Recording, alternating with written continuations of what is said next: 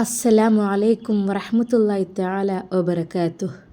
നൂർ ഫാത്തിമയുടെ മമ്മ പൊട്ടിത്തെറിക്കുകയാണ്. പപ്പയോട് പറയാണ്, എന്നാലും അവർ ചെയ്തത് വല്ലാത്തൊരു ചതിയായിപ്പോയി. എന്തിനാണ് നമ്മളെ മോളെ മാത്രം, എത്രയോ ആളുകളുണ്ടല്ലോ ഇവിടെ, അവരെയൊന്നും അങ്ങനെ കൊണ്ടാകാതെ നമ്മളെയാണോ അവർക്ക് കണ്ണിൽ കണ്ടത്? കർത്താവിനോട് ചെയ്ത വലിയൊരു ചതിയായിപ്പോയത്. മേരി, നീ ഒന്നും മിണ്ടാതിരിക്ക്. അവർ വന്നതല്ലേ അവിടെ നിന്ന്, അതിന് നിങ്ങളല്ലെങ്കിലും അവളുടെ ഭാഗത്താണ്, അതെനിക്ക് നന്നായിട്ടറിയാം. ആദ്യമേ ഞാൻ ശ്രദ്ധിക്കുന്നുണ്ടായിരുന്നു. അല്ലെങ്കിലും പപ്പയും മോളും എപ്പോഴും ഭയങ്കര സംസാരവും ഭയങ്കര ചിരിയും കളിയും ഒക്കെയാണ്. എന്നോട് എന്തൊക്കെയോ നിങ്ങൾ മറച്ചു വെക്കും. എന്തിനാണ് എന്നോട് ഇങ്ങനെയൊക്കെ? ഒന്നുമില്ലെങ്കിലും ഞാനല്ലേ അവളെ പ്രസവിച്ചത്. ആ ഒരു പരിഗണന പോലും എനിക്ക് പപ്പയും മോളും നൽകുന്നില്ലല്ലോ. മേരി, നീ ഒന്ന് സമാധാനപ്പെടേ.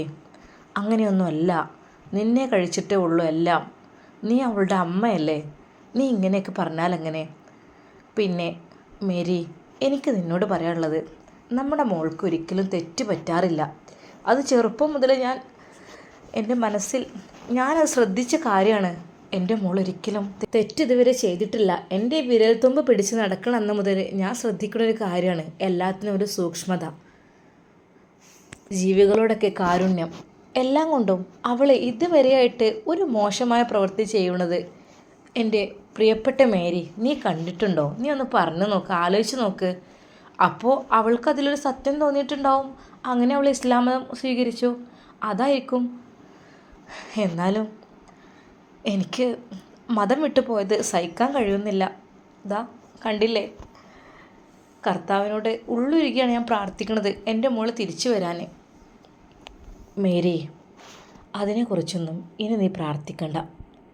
പിന്നെ തെറ്റും ശരിയും തിരിച്ചറിയുവാനുള്ള പക്വത എൻ്റെ മോൾ റീനക്കുണ്ടെങ്കിൽ അവൾ തിരിച്ചറിഞ്ഞത് സത്യമാണ്, അതിലൊരു മാറ്റവും ഉണ്ടാവില്ല. ദേ മനുഷ്യ, അനാവശ്യം പറയരുതിട്ടോ. ഓരോന്നും വന്ന് പറഞ്ഞാലുണ്ടല്ലോ, എന്നാൽ അപ്പം നിങ്ങളും കൂടിയാണ് കൂടിക്കോളല്ലേ. എന്നാൽ പിന്നെ പപ്പയും മോളും ഒന്നാവുമല്ലോ, അപ്പോഴും ഞാൻ പുറത്ത്. മേരി, പിന്നെ മതമൊക്കെ നമുക്ക് ഇഷ്ടമുള്ളത് സ്വീകരിക്കാമെന്നല്ലേ. നമ്മൾക്ക് സത്യം തോന്നുന്ന മതം ഏതാണ് അത് സ്വീകരിക്കാം.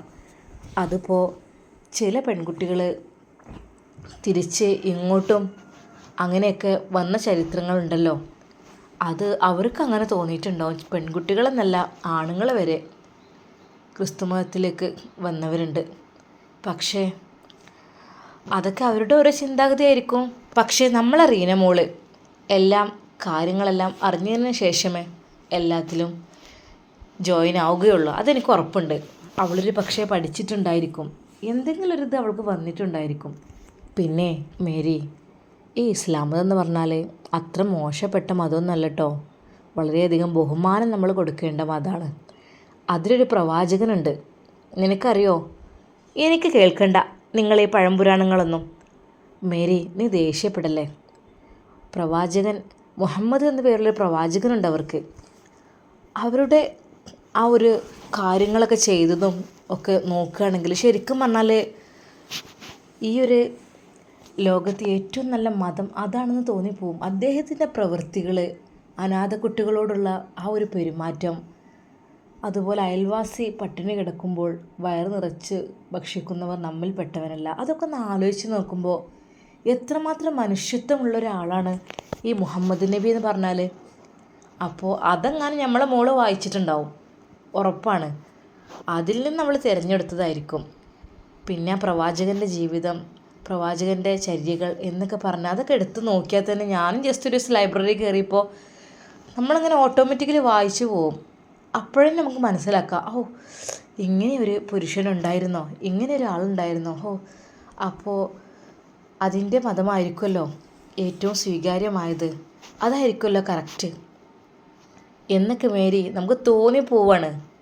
ഇച്ചായ, ദേ ഓരോന്നും എൻ്റെ മുമ്പിൽ വന്ന് പറയണ്ട കേട്ടോ, അല്ലെങ്കിൽ മനസ്സ് വിങ്ങി പൊട്ടി നിൽക്കുകയാണ് തൻ്റെ മോള് പോയ വിഷമത്തിൽ.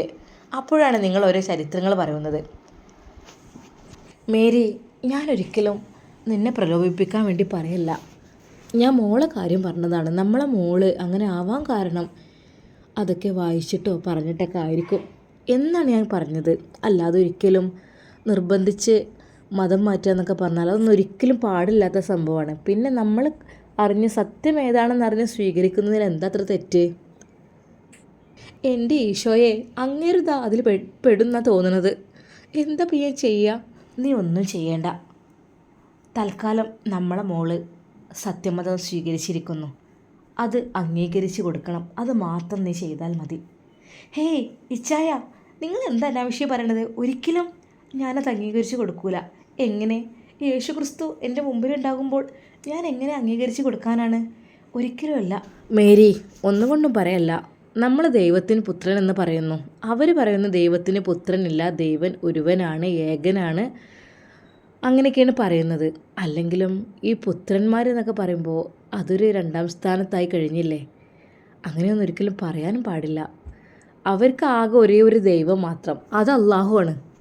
അവർ അള്ളാഹു എന്ന് പറയല്ലോ, അതെ, അത് ഏകനായ ഒരാൾ, ആ അള്ളാഹുവാണത്രേ ഈ ലോകം മുഴുവനും സൃഷ്ടിച്ചതും ഇതിലുള്ളത് സൃഷ്ടിച്ചതും. അപ്പോൾ പിന്നെ നമ്മൾ സൃഷ്ടികളോട് ഒരിക്കലും പ്രാർത്ഥിക്കേണ്ട ആവശ്യം വരുന്നില്ല എന്നാണ് അവർ പറയുന്നത്. പ്രാർത്ഥന അള്ളാഹുവിനോട് മാത്രം, അതാണ്. അപ്പോൾ നമ്മളെ മോൾക്ക് സത്യം അറിഞ്ഞ് ഒരു പക്ഷേ അവൾ സ്വീകരിച്ചിട്ടുണ്ടാവും. പിന്നെ അവരുടെ ആ ഖുർആനുണ്ടല്ലോ, അതിൽ ഓരോന്നൊക്കെ എടുത്ത് നോക്കി വായിച്ചൊക്കെ നോക്കുകയാണെങ്കിൽ ശരിക്കും പറഞ്ഞാൽ അത്രക്കും അത്ഭുതകരമായ രീതിയിലാണത്രേ, ശാസ്ത്രം വരെ തോറ്റുപോകുന്ന രീതിയിൽ ആ ഖുർആനിൽ അതവർ അള്ളാഹു എഴുതിയതാണ്. അള്ളാഹുവിൻ്റെ ഗ്രന്ഥമാണത്. അതിലെഴുതിയത് വായിച്ചു കഴിഞ്ഞാൽ തന്നെ, മലയാളം നോക്കിയാൽ തന്നെ ഒരിക്കലും ഒരു മനുഷ്യൻ അങ്ങനെ എഴുതാൻ കഴിയൂല. നമുക്ക് ചിന്തിക്കാനുണ്ട്. ഇച്ചായ, നിങ്ങൾ എന്നെ ഓരോന്ന് പറഞ്ഞിട്ട് ഇങ്ങനെ പ്രലോഭിപ്പിക്കരുത് കേട്ടോ. എനിക്കിഷ്ടം എൻ്റെ യേശു ക്രിസ്തുവിനാണ്, എൻ്റെ കർത്താവിന്. അതാ എന്നും ഞാൻ മെഴുകുതിരി വെച്ച് പ്രാർത്ഥിക്കും കർത്താവിൻ്റെ മുമ്പിൽ. കർത്താവേ, അങ്ങയുടെ കൃപ എനിക്ക് ഏകണേ, എൻ്റെ റീനമോളെ എനിക്ക് തിരിച്ചു തരണേ. അതെന്നുള്ളതാണ്. അത് ഞാൻ ഒരു വട്ടം ഒന്നല്ല പ്രാർത്ഥിക്കുക, പലവട്ടം ഞാൻ പ്രാർത്ഥിക്കും. പ്രാർത്ഥിച്ചിട്ട് ഒരു പക്ഷേ പ്രാർത്ഥിച്ചത് കൊണ്ടായിരിക്കും എൻ്റെ മോള് ഇതാ വരുന്നുണ്ട് എന്നൊക്കെ പറഞ്ഞത്. മേരി, നിൻ്റെ വിശ്വാസം നിന്നെ രക്ഷിക്കട്ടെ. ഒരാളെയും ഒരിക്കലും നമ്മളൊന്നും പറയാൻ പാടില്ലല്ലോ. നമ്മൾ റീനമോൾക്ക് അവൾ വിശ്വസിച്ചത് ഇസ്ലാം മതം, അവൾക്കത് ഇഷ്ടപ്പെട്ടു. നിനക്ക് ക്രിസ്തു മതം. ഓക്കെ, എന്തായാലും നിങ്ങളുടെ എല്ലാം വിശ്വാസം നിങ്ങളെ രക്ഷിക്കട്ടെ എന്ന് മാത്രമേ ഞാൻ പറയുന്നുള്ളൂ. സത്യം പറഞ്ഞാൽ ഇപ്പം എനിക്ക് ആകെ ടെൻഷനാണ്. എന്തിന് ചായ? അല്ലേ, മോള് പറയുന്ന ആ മതവും ഈ മതവും കൂടി കൂട്ടി നോക്കുമ്പോൾ ഏറ്റവും ശക്തനായ ഒരാൾ ഏതിലാണുള്ളത് എന്ന് എനിക്ക് സത്യം പറഞ്ഞാൽ കൺഫ്യൂഷൻ വരികയാണ്. എന്നാൽ പോയിക്കോളൂ, മോളെ കൂടെ അങ്ങോട്ട് പോയിക്കോളൂ, ഇസ്ലാമ സ്വീകരിച്ച് അങ്ങോട്ട് പോയിക്കോളൂ. എനിക്കൊരാളെ ആവശ്യമില്ല, എനിക്ക് യേശു ക്രിസ്തുവിനെ മാത്രം മതി. ഞാൻ അതിൻ്റെ കൂടെ അങ്ങനെ ജീവിച്ചോളൂ, എനിക്കത് മതി. നിങ്ങൾക്ക് നിങ്ങളെ ഇഷ്ടം പോലെ ഇഷ്ടമുള്ള മതമൊക്കെ സ്വീകരിച്ച് പോയിക്കോളി. മേരി, നീ ഒന്ന് അടങ്ങടി. പിന്നെ നമ്മളിവിടെ ഒരുപാട് സമയം സംസാരിച്ച് നിന്നിട്ട് കാര്യമില്ല. കാര്യങ്ങളൊക്കെ നിനക്ക് ഏകദേശം ബോധ്യപ്പെട്ടിട്ടുണ്ടല്ലോ. നമ്മളെ മോളേതായാലും സത്യമതം തിരഞ്ഞെടുത്ത് പോയി. പക്ഷെ അവൾ ഒരിക്കലും തിരിച്ചു വരില്ല എന്നോ മമ്മയെയും പപ്പയെയും കാണില്ല എന്നോ അതൊന്നും അവൾ പറഞ്ഞിട്ടില്ല. അവൾ വരും. പിന്നെ ഒരു കാര്യം കൂടെ, നമ്മളുടെ മോള് ഇതാ നമ്മുടെ തൊട്ടടുത്തുണ്ട്. ഇച്ചായ, എന്താ നിങ്ങൾ പറഞ്ഞത്? അതേടി, തൊട്ടടുത്തുണ്ട് നമ്മളുടെ മോള്. ഇതാ നിമിഷങ്ങൾ മാത്രമാണ് നമുക്കിനി അവളുടെ മുഖം കാണാൻ ബാക്കിയുള്ളത്, കുറച്ച് സമയം മാത്രം. നമ്മളൊന്ന് വിളിച്ചാൽ അവർ വരും, അതെനിക്ക് ഉറപ്പുണ്ട്. ഇച്ചായ, എനിക്കാകെ ടെൻഷനാകുന്നു. എന്തിന്? എൻ്റെ മോളെ എനിക്ക് കാണണം. പക്ഷേ മോളെ ഏത് രൂപത്തിൽ കാണുമെന്നതോർത്ത് എനിക്കെൻ്റെ പഴയ റീനമോളെ കണ്ടാൽ മതി. മേരി, നീ സമാധാനിക്ക്. പിന്നെ ഡ്രസ്സ് നല്ല രീതിയിൽ ധരിക്കുക എന്നൊക്കെ പറഞ്ഞാൽ അതിപ്പോൾ ഏത് മതത്തിലും പറഞ്ഞതാണ്. അല്ലാതെ ചെറിയ ഡ്രസ്സിട്ട് ഓപ്പണായിക്കൊണ്ട് നടക്കുക അതത്ര നല്ലതല്ല. എല്ലാം കംഫർട്ടബിൾ ആയിട്ടുള്ളത് നമ്മൾ യൂസ് ചെയ്യുക, അതാണല്ലോ എപ്പോഴും നല്ലത്. പിന്നെ നീ കഥ വായിച്ചിട്ടില്ലേ കമല സുരയ്യയുടെ? കമല ആരായിരുന്നു? അവൾ ഒരു ഹിന്ദു ആയിരുന്നു. അവൾ ഒരുപാട് കഥകൾ എഴുതിയിരുന്നു. ഇച്ചായ ഞാൻ വായിച്ചിട്ടുണ്ട്. പക്ഷേ എനിക്ക് അല്ലേ കമല സുരയ്യ ആ ഒരു മതം വിട്ട് ഇസ്ലാം മതത്തിലേക്ക് പോകാൻ കാരണം എന്താണ്? അവിടുത്തെ സുരക്ഷ, അവിടുത്തെ ഒരു സേഫ്റ്റി, ഒരു സ്ത്രീയെ എത്രമാത്രം നല്ല രീതിയിൽ അവിടെ സംരക്ഷിക്കുന്നു എന്നതാണ് ഇസ്ലാം സ്വീകരിക്കാനും അതിൻ്റെ വിജയത്തിനും കാരണം. പിന്നീട് ഇസ്ലാം മതം സ്വീകരിച്ച് തട്ടം കിട്ടുകൊണ്ടല്ലേ കമല സുരയ്യ പിന്നീട് വന്നത്. അതെന്തുകൊണ്ടാണ്? വളരെയധികം സേഫ്റ്റി ആയതുകൊണ്ട്. പിന്നെ നമ്മളുടെ മോള് ആ രീതിയിലുള്ള ഡ്രസ്സ് ധരിച്ചായിരിക്കും വരിക. ഒരിക്കലും അവളുടെ ശരീരം ഒരു അന്യപുരുഷൻ കാണരുത് അല്ലെങ്കിൽ നോക്കരുത് എന്നുള്ള ചിന്ത ഉണ്ടായത് കൊണ്ട് തന്നെ അവൾ നല്ല സേഫ്റ്റി ഡ്രസ്സിലായിരിക്കും വരിക. ഒരിക്കലും നീ അത് കണ്ട് വിഷമിക്കരുത് കേട്ടോ. അപ്പോൾ ആ കമല സുരയ്യ പിന്നീട് ഒരു കവിതയിൽ എഴുതിയിരുന്നല്ലോ, എന്ത് സ്ത്രീകളുടെ വസ്ത്രം എന്ന് പറഞ്ഞാൽ വളരെയധികം സേഫ്റ്റി ഉള്ളത് അത് ഇസ്ലാമിലുള്ള വസ്ത്രമാണ്. ഇസ്ലാം മതത്തിലുള്ള വസ്ത്രം എന്ന് പറഞ്ഞാൽ എന്താ? ഒന്നുകിൽ മുൻകൈയും മുഖവും ഒഴിച്ച് അത് കാണുന്നതിന് കുഴപ്പമൊന്നും അതിൽ പറയുന്നില്ല, ബാക്കിയൊക്കെ അവർക്ക് കാണാൻ പാടില്ല എന്നാണ്. പക്ഷെ അങ്ങനെയല്ലല്ലോ ഇപ്പോഴത്തെ പെൺകുട്ടികളൊക്കെ നോക്കുകയാണെങ്കിൽ എന്തോ ഒരു മുസ്ലിംസാണ് കൂടുതൽ ഫാഷൻ ലോകത്ത് എന്ന് തോന്നിപ്പോവും. പക്ഷെ അവർ ചെയ്യുന്നതൊക്കെ തെറ്റാണ്. കറക്റ്റായിട്ട് അങ്ങനെ നടക്കണമെന്നാണ് ഇസ്ലാമിൽ കൽപ്പിക്കുന്നത്. പക്ഷേ പലരും അത് അനുസരിക്കുന്നില്ല. അത് ബുദ്ധിയുള്ളവർ, വിവേകമുള്ളവർ മാത്രം അതനുസരിക്കുന്നു. ബാക്കിയുള്ളവർ അവരിഷ്ടം പോലെ ഡ്രസ്സ് ധരിച്ച് നടക്കുന്നു. അങ്ങനെയാണ് ഇസ്ലാമിൻ്റെ രീതി. പിന്നെ കമല സുരയ്യ എന്തുകൊണ്ട് ആ വേഷം തിരഞ്ഞെടുത്തു, ആ വേഷം തിരഞ്ഞെടുത്തതിൽ നിന്ന് അവരെപ്പോഴൊക്കെ രക്ഷപ്പെട്ടു എന്നും ആ ഒരു സ്റ്റോറിയിൽ എഴുതിയിട്ടുണ്ട്. എന്താണെന്നോ, എവിടെയോ ഒരു ഒറ്റപ്പെട്ടു പോയ സംഭവം. അന്ന് ഡ്രസ്സൊന്നും സാധാരണ രീതിയിൽ മോഡേൺ ഡ്രസ്സൊക്കെ ഇട്ട് നടക്കുന്ന കാലം. ആരൊക്കെയോ എവിടെയോ എത്തിയപ്പോൾ ഒപ്പം കൂടി ഏതൊക്കെയോ ആണുങ്ങൾ. ഈ കമല എന്ന പെൺകുട്ടി ആകെ പേടിച്ചു. എന്തു ചെയ്യും? അവൾ എങ്ങോട്ടോ ഓടി ഒളിച്ചതോടുകൂടി അവിടെ ഒരു പർദ്ദ കണ്ടു എന്നാണ് പറഞ്ഞത്. ഒരു പർദ്ദ കാണാനിടയായി. ഇവളെയാണ് തിരയുന്നത് എല്ലാവരും. ആ ഒരു പർദ്ദ കണ്ടിട്ട് ആ പർദ്ദ ധരിച്ചുകൊണ്ട് മുഖമൊക്കെ മറയുന്ന സാധനം ഉണ്ടല്ലോ, അതെ, അതും ധരിച്ചുകൊണ്ട് അവൾ കൂളായി അവരുടെ ഇടയിലൂടെ ഇറങ്ങിപ്പോയി. ആരും അവളെ ശല്യപ്പെടുത്തിയില്ല, മൈൻഡ് ചെയ്തില്ല. അവൾ രക്ഷപ്പെട്ടു. അപ്പോഴും അതൊരു കവചമായി, രക്ഷാകവചമായി ആ ഒരു വസ്ത്രം. അതാണ്. അങ്ങനെയൊക്കെ ഒരുപാട് അനുഭവങ്ങളൊക്കെ ഉണ്ടായതിനു ശേഷമാണ് കമല സുരയ്യ ഇസ്ലാമിലേക്ക് വന്നത്. ഒരുപാട് സ്റ്റോറിയുണ്ട്. സ്റ്റോറികൾ വായിക്കാൻ ഞാനല്പം മുന്നിലേക്കാണെന്ന് നിനക്കറിയാലോ. നീ അതൊക്കെ ഒന്ന് വായിച്ചു നോക്കിയാൽ അറിയാം ഇസ്ലാമിൻ്റെ പോരിഷകൾ. അതുകൊണ്ട് എൻ്റെ മേരി, നമ്മളെ മോള് റീന വരും. പക്ഷേ റീന എന്നുള്ള പേര് ഒരിക്കലും ഇസ്ലാമിലില്ലാത്തത് കൊണ്ട് ഇപ്പോൾ പിന്നെ മോഡേണായിട്ട് ഓരോ പേരുകളൊക്കെ വരുന്നുണ്ട്. ഓക്കെ, അവൾ നല്ലൊരു പേരും സ്വീകരിച്ചിട്ടുണ്ടാവും. എൻ്റെ മോള്, എൻ്റെ റീന, അത് നല്ല രീതിയിൽ അവളത് പൂർണ്ണമാക്കും എന്നെനിക്ക് ഉറപ്പുണ്ട്. അതുകൊണ്ട് എൻ്റെ മേരി, എൻ്റെ മോളെ, നമ്മളെ മോളെ നീ നല്ല രീതിയിൽ സ്വീകരിക്കുക കേട്ടോ. എന്നാൽ ഞാനൊന്ന് അങ്ങോട്ട് ഇറങ്ങട്ടെ. പപ്പയുടെ ആ ഒരു വാക്കുകൾക്ക് മുമ്പിൽ റീനയുടെ അമ്മ തല കുനിച്ച് നിന്നു. ഈശോയെ, എന്താണ് ഞാൻ ചെയ്യുക? ഞാൻ എന്താ കേൾക്കുന്നത്? ചെറുപ്പം മുതലേ കണ്ടറിഞ്ഞ മതമാണ് ക്രിസ്തു മതം. അതിൽ നിന്ന് ഒരിക്കലും എൻ്റെ മോള് പിന്തിരിഞ്ഞു പോകുന്നത് എനിക്കിഷ്ടമല്ല. പള്ളിയിൽ പോയി ഞാൻ അവൾക്കൊരു പേര് വെച്ചിരുന്നു. പള്ളിയിലിട്ട പേര് വേറൊരു പേരായിരുന്നു. പിന്നെയാണ് അവൾക്ക് റീന എന്നും പേരിട്ടത്. എൻ്റെ മോൾക്ക് പള്ളിയിലിട്ട പേര് റോസി എന്നായിരുന്നു. റോസി മോളെ എന്നായിരുന്നു ഞാൻ വിളിച്ചിരുന്നത്. പക്ഷേ സർട്ടിഫിക്കറ്റിലും കാര്യങ്ങളിലൊക്കെ റീന ആയതുകൊണ്ട് അതങ്ങനെ അങ്ങായി. എൻ്റെ റോസി മോൾ. വീടിൻ്റെ കുറച്ചപ്പുറത്തായിട്ട് സുൽഫത്തുമ്മയും ഉസ്താദും ഉപ്പയും നൂർ ഫാത്തിമയും കാറിൻ്റെ പുറത്തിറങ്ങി നിൽക്കുകയാണ് ഒരു മരത്തിൻ്റെ തണലിൽ. നോക്കൂ, പിന്നെ ഞാൻ കണ്ടുട്ടോ, നൂർ ഫാത്തിമയുടെ മമ്മയെ ശരിക്ക് കണ്ടു. ഞാൻ അങ്ങോട്ട് ചെന്നപ്പോഴേ കുറച്ച് പുല്ലൊക്കെ എടുത്തിട്ട് വരുന്നതായിട്ടാണ് കണ്ടത്. വീട്ടിലൊരുപാട് കന്നുകാലികളും കോഴികളും ഒക്കെ ആയിട്ട് കൃഷികളും ഒക്കെ ഉണ്ട്. അപ്പോൾ എന്നെ കണ്ടപ്പോൾ മനസ്സിലായില്ല. എന്നോട് നല്ല രീതിയിൽ അവർ പെരുമാറി, കയറി ഇരിക്കാനൊക്കെ ആവശ്യപ്പെട്ടു. നല്ല എല്ലാം കൊണ്ടും നല്ല പെർഫെക്റ്റ് ആയിട്ട്. പിന്നെയാണ് ഞാൻ ഈ ഒരു കാര്യം പറഞ്ഞത്. അതിൽ ആ ചേച്ചി അങ്ങോട്ട് വയലൻ്റായിട്ട് എന്നോട് പറഞ്ഞു, നിങ്ങൾ നല്ല സാധനങ്ങളെ നിങ്ങളല്ലേ എൻ്റെ മോളെ കൊണ്ടുപോയത് എന്നൊക്കെ പറഞ്ഞു.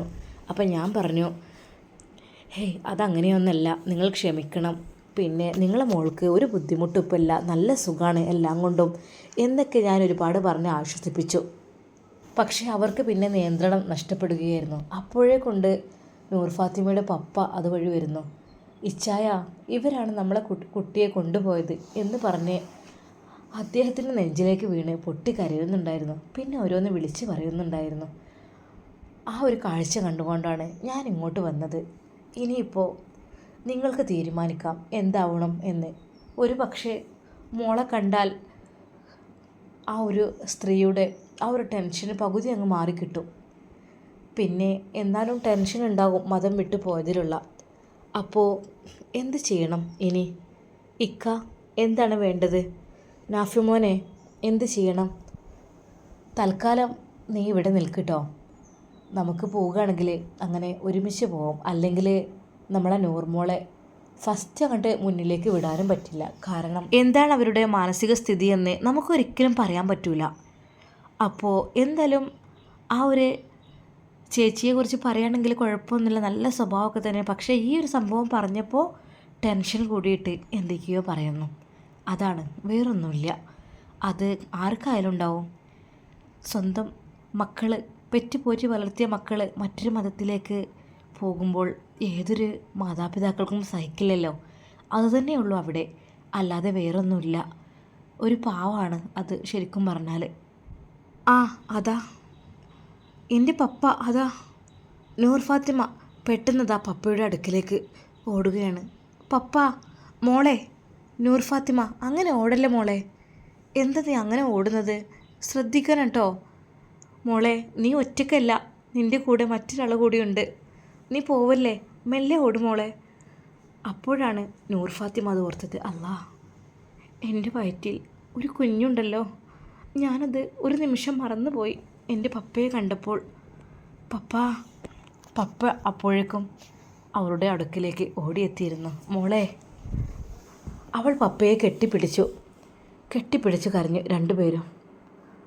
പപ്പ, എൻ്റെ പപ്പ, ഞാൻ വന്നല്ലോ പപ്പയെ കാണാനും അമ്മയെ കാണാനും.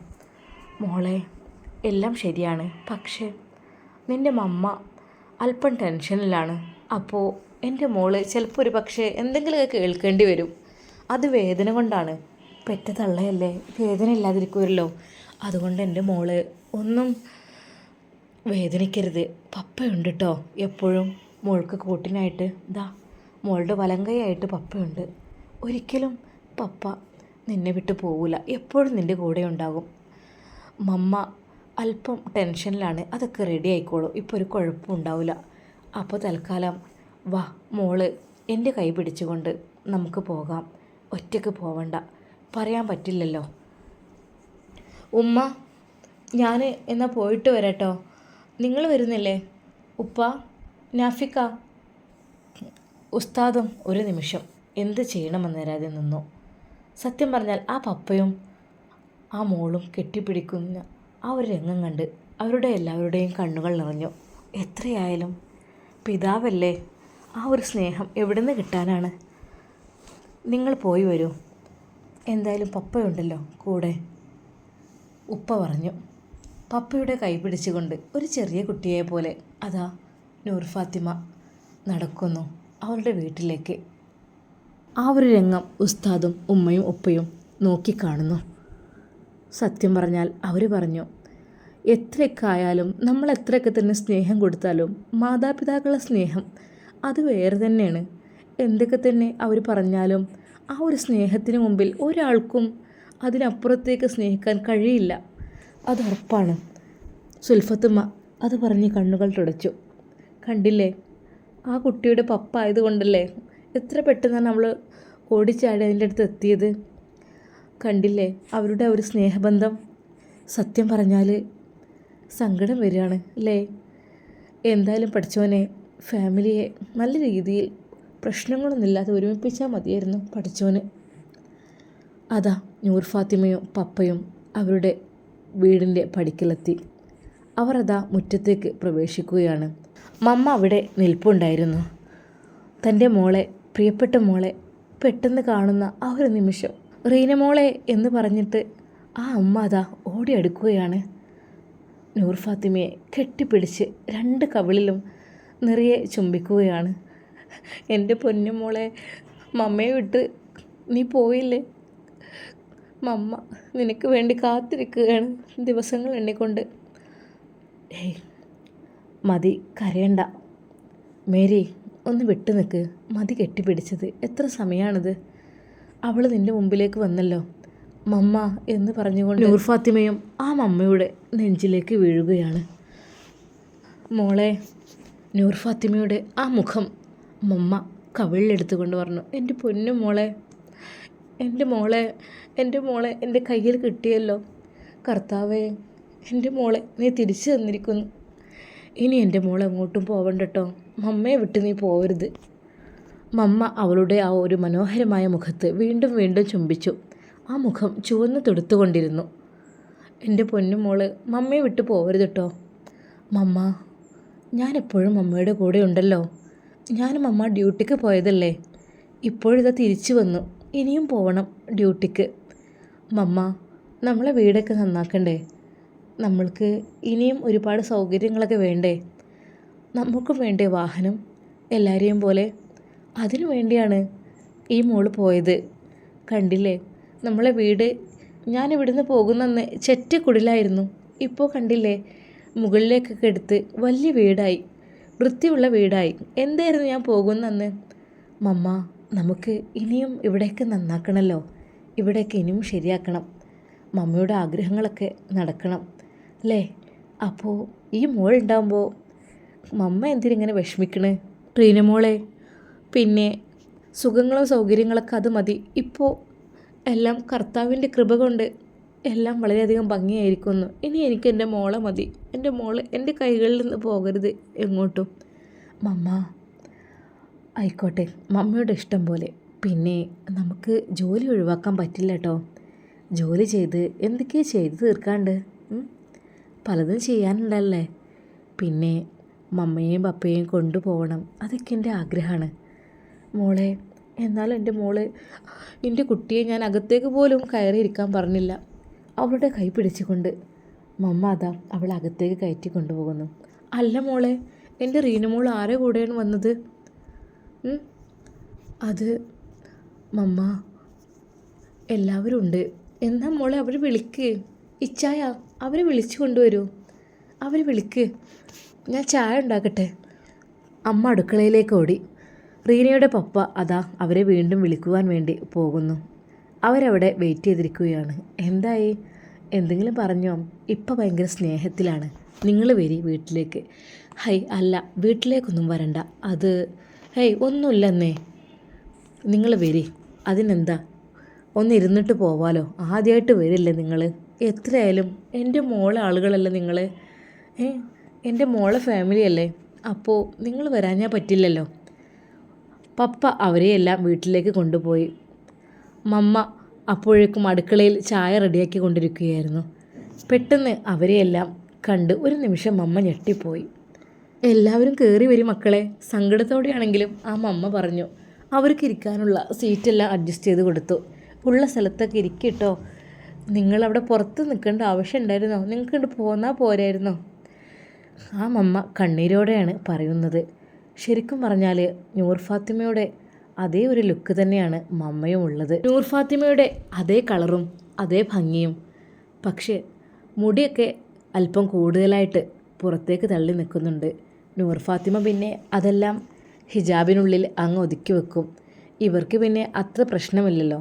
എങ്കിലും ആ അമ്മ ബഹുമാനമെന്നോണം ഒരു ഷാളെടുത്ത് ഇതാ കഴുത്തിലൂടെ അങ്ങോട്ട് ഇട്ടിട്ടുണ്ട്. നൂർ ഫാത്തിമയുടെ അമ്മയും സുന്ദരിയാണ്, അവളെ പോലെ തന്നെ ഉമ്മ വിചാരിച്ചു. ശരിക്കും അവളുടെ ആ ഒരു ഷേപ്പോ എവിടേക്കോ ഉണ്ട്. പക്ഷേ നൂർ ഫാത്തിമ സ്ലിമ്മാണ്. അവർ കുറച്ച് പ്രായമായതുകൊണ്ട് തന്നെ കുറച്ച് തടിച്ചിട്ടുണ്ട്. എങ്കിലും മനോഹരമാണ് അവരുടെ മമ്മയും. സാധാരണയായിട്ട് പെണ്ണുങ്ങളല്ലേ അതെല്ലാം ശ്രദ്ധിക്കുമല്ലോ. ഒരു പെണ്ണിനെ കണ്ടാൽ അതിൻ്റെ സൗന്ദര്യം. സുൽഫത്തുമ്മ ആ ഒരു കാഴ്ച കണ്ടു. ചായയെല്ലാം കൊണ്ടുവച്ച് അവർ തിരിഞ്ഞു നടക്കുമ്പോൾ അതാ അവരുടെ ആ മനോഹരമായ മുടി ബാക്കിലേക്ക് നന്നായി ഇറങ്ങി നിൽക്കുന്നു. അത് ശരിക്കും സുൽഫത്തുമ്മക്ക് ഇഷ്ടപ്പെട്ടു പോയി. പഠിച്ചോനെ, ഇത്രയും സുന്ദരിയായ ഒരു മമ്മയുടെ മകളാണല്ലോ നൂർ ഫാത്തിമ. പിന്നെ എങ്ങനെ ഇവൾക്ക് ഇത്ര സൗന്ദര്യം ഇല്ലാതിരിക്കും? സുൽഫത്തുമ്മ മനസ്സിൽ വിചാരിച്ചു. മമ്മ വീണ്ടും എന്തോ ഒരു കടിയൊക്കെ എടുക്കുവാൻ വേണ്ടി പോകുമ്പോൾ അടുക്കളയിലേക്ക് പപ്പ കയറി വന്നു. മേരി, അതാണ് നമ്മളെ മോളുടെ ഫാമിലി കേട്ടോ. നീ കണ്ടോ നിൻ്റെ മരുമകനെ? ഇച്ചായ, ഞാൻ അങ്ങോട്ട് നോക്കിയിട്ടില്ല. സത്യം പറഞ്ഞാൽ അവരുടെ മുഖത്ത് നോക്കാൻ എനിക്ക് കഴിയണില്ല. ഹേയ്, ഇനിയും നീ ഇങ്ങനെ സങ്കടപ്പെടല്ലേ. നമ്മളുടെ വീട്ടിലേക്ക് അവർ വന്നില്ലേ, അതിനും വലിയ ഒരു ഭാഗ്യം എന്താണ്? അല്ലാതെ തട്ടിക്കൊണ്ട് പോയിട്ടൊന്നുമില്ലല്ലോ. അവരിതാ നല്ല രീതിയിൽ നമ്മളെ മോളെയും കൊണ്ട് ഇങ്ങോട്ട് വന്നിരിക്കുന്നു. പിന്നെ നീ എന്തിനാണ് ഇങ്ങനെ സങ്കടപ്പെടുന്നത്? നീ സങ്കടപ്പെടല്ലേ കേട്ടോ. ഇനിയും സങ്കടപ്പെട്ടാൽ അവർക്ക് വിഷമാവും. പിന്നെ എന്തെങ്കിലുമൊക്കെ സംസാരിക്കാനുണ്ടെങ്കിൽ നിനക്ക് സംസാരിക്കാം. റീനയുടെ അമ്മയും പപ്പയും അവർ ഇരിക്കുന്ന ആ ഭാഗത്തേക്ക് ചെന്നു. അപ്പോഴേക്കും ഉപ്പ അവിടെ നിന്ന് മുറ്റത്തേക്ക് ഇറങ്ങിയിരുന്നു. റീനയുടെ മമ്മ ചോദിച്ചു, അല്ല, നിങ്ങൾ ചായ ഒന്നും കഴിച്ചില്ലേ? അത് പെട്ടെന്നായതുകൊണ്ട് എനിക്കൊന്നും. ഹേയ്, അതൊന്നും വേണ്ട. പെട്ടെന്ന് നാഫി ഉസ്താദ് അവിടെ നിന്ന് എണീറ്റു. സത്യം പറഞ്ഞാൽ റീനയുടെ അമ്മ അവൻ്റെ മുഖത്തേക്ക് നോക്കി. റീനയുടെ അമ്മ അത്ഭുതപ്പെട്ടു പോയി. ഇതായിരിക്കുമോ എൻ്റെ പെണ്ണിൻ്റെ ഭർത്താവ്? കാണാൻ നല്ല മൊഞ്ചനാണല്ലോ. ഒരു അറബികളുടെ ലുക്ക് തോന്നുന്നുണ്ട്. ഈശ്വര, എന്തൊക്കെയാണ് ഈ കാണുന്നത്? ഉമ്മയും ഉപ്പയും അതാ പുറത്തേക്ക് ഇറങ്ങിയിട്ടുണ്ട്. ഇപ്പോൾ നൂർ ഫാത്തിമയും ഉസ്താദും മാത്രമാണ് അവരുടെ വീട്ടിലുള്ളത്. മമ്മ പറഞ്ഞു, മോൻ്റെ പേരെന്താണ്? എൻ്റെ പേര് നാഫിൾ. ആണോ? പിന്നെ മോൻക്കറിയാലോ എൻ്റെ മോളെ പറ്റി. ഇപ്പോൾ മോൻ പഠിച്ചു വന്നല്ലോ. എൻ്റെ മോള് പാവമാണ് കേട്ടോ. എൻ്റെ മോള് അത്രക്കും നല്ലൊരു കുട്ടിയായിരുന്നു ചെറുപ്പം മുതൽ തന്നെ. പക്ഷേ ഇപ്പോൾ ഈ ചെയ്ത ഇതേ ഒരു വേദനയായിട്ട് എനിക്ക് തോന്നിയിട്ടുള്ളൂ. നിങ്ങൾ കരയാതിരിക്കോ. അതൊക്കെ നമ്മൾ വിചാരിക്കുന്ന പോലെ അല്ലല്ലോ. എല്ലാം പഠിച്ചവൻ്റെ തീരുമാനങ്ങളല്ലേ. പിന്നെ ശരിയും തെറ്റൊക്കെ തിരിച്ചറിയാനുള്ള ഒരു വിവേകം അത് ഇവൾക്കുണ്ട്. അതുകൊണ്ട് അങ്ങനെയൊക്കെ. മോനെ, എൻ്റെ മോളെ നീ നല്ല രീതിയിൽ നോക്കണം കേട്ടോ. എനിക്ക് സത്യം പറഞ്ഞാൽ ഭയങ്കര സങ്കടമാണ് എൻ്റെ മോളെക്കുറിച്ച് ആലോചിക്കുമ്പോൾ. ഇതുവരെ ഞാൻ തീ തിന്നായിരുന്നു. എൻ്റെ ഈ നെഞ്ചിൽ തീക്കനലാണ് എൻ്റെ കുട്ടിയെ ഓർത്തുകൊണ്ട്.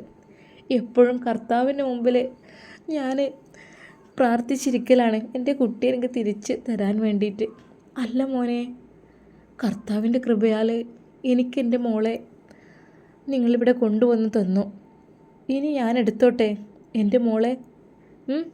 നിങ്ങൾ പോയിക്കോളൂ. കുറച്ച് ദിവസം അവൾ എൻ്റെ അടുത്ത് നിൽക്കട്ടെ. ഇനി ഗൾഫിലേക്ക് പോകാനൊക്കെ ആകുമ്പോൾ തിരിച്ചു വിട്ടാൽ പോരെ? മോനെ, എൻ്റെ മോനെ എനിക്ക് സമ്മതം തരുമോ? ഒരു നിമിഷം ഉസ്താദ് എന്ത് പറയണം എന്നറിയാതെ ഞെട്ടിധരിച്ചു. പടച്ചോനെ, നൂർ ഫാത്തിമയാണെങ്കിൽ ഗർഭിണി. അതൊന്നും ഇവരറിയില്ല. പിന്നെ ഇപ്പോൾ ഇസ്ലാമിക ചുറ്റുപാടിലും ഖുർആൻ പാരായണത്തിലും എല്ലാം കഴിയുന്ന അവൾ ഇവിടെ വന്ന് നിൽക്കുമ്പോൾ അത് പടച്ചോനെ, ഒരിക്കലും അത് ചിന്തിക്കാൻ പോലും കഴിയുന്നില്ല. മോനെ, നീ എന്താടാ ഒന്നും മിണ്ടാത്തത്? അവൾ ഇവിടെ നിൽക്കട്ടോ കേട്ടോ. എൻ്റെ മോളല്ലേ അവൾ. എത്രയായാലും നിങ്ങൾ തന്നെയല്ലേ അവളെ കൊണ്ടുപോയത്, എന്നോടൊന്നും ചോദിക്കാതെ. ആ മമ്മയുടെ കണ്ണുകൾ നിറഞ്ഞൊഴുകുന്നുണ്ട്. എന്തു ചെയ്യണമെന്നറിയാതെ ഉസ്താദും.